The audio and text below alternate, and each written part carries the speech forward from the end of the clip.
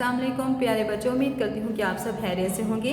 آج ہم پڑھنے جا رہے ہیں اسلامیات جماعت ہفتم، زکوٰۃ فضیلت اور معاشرتی اہمیت کی۔ آج ہم کرنے جا رہے ہیں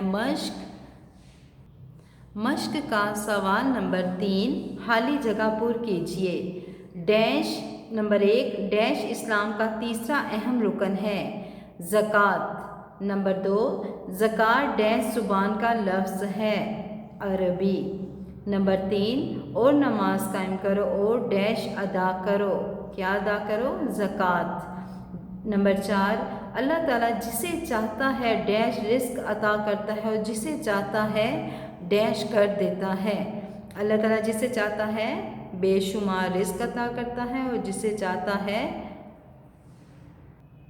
روک کر دیتا ہے۔ سوال نمبر 4 درست جواب کے گرد دائرہ لگائیے۔ نمبر 1 مال کی وہ مقدار جس پر زکوٰۃ فرض ہو جاتی ہے کہلاتی ہے حساب، نصاب، قرض یا منافع، تو وہ ہے نصاب۔ نمبر 2 اسلام کے کس رکن کا تعلق اسلامی معاشرے کی مالی بہتری اور مضبوطی سے ہے؟ نماز، روزہ، حج یا زکوٰۃ؟ تو اسلام کی معاشرے کی مالی بہتری مضبوطی کس سے ہے؟ زکوٰۃ سے۔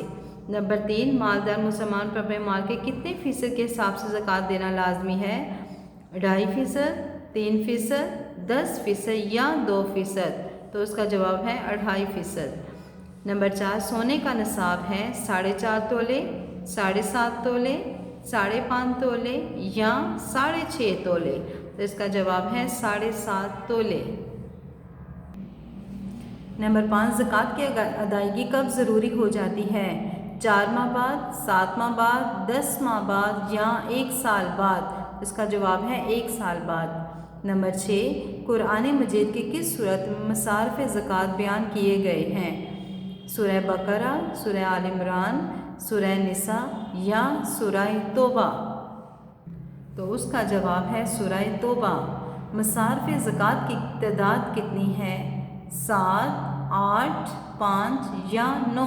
تو اس کی تعداد ہے 8۔ سوال نمبر 5 درست جملے کے سامنے درست اور غلط کے سامنے غلط کا نشان لگائیں۔ نمبر 1 زکوٰۃ ادا کرنے سے مال پاک ہو جاتا ہے، درست۔ نمبر 2 زکوٰۃ ادا کرنے سے دولت معاشرے کے چند افراد میں محدود رہتی ہے، غلط۔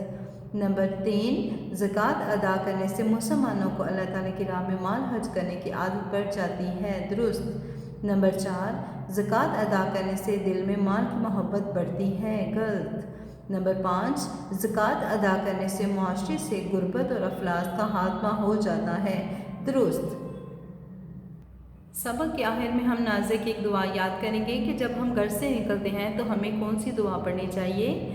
گھر سے نکلتے ہوئے ہمیں یہ والی دعا پڑھنی چاہیے، بسم اللہ توکلت علی اللہ لا حول ولا قوت الا باللہ۔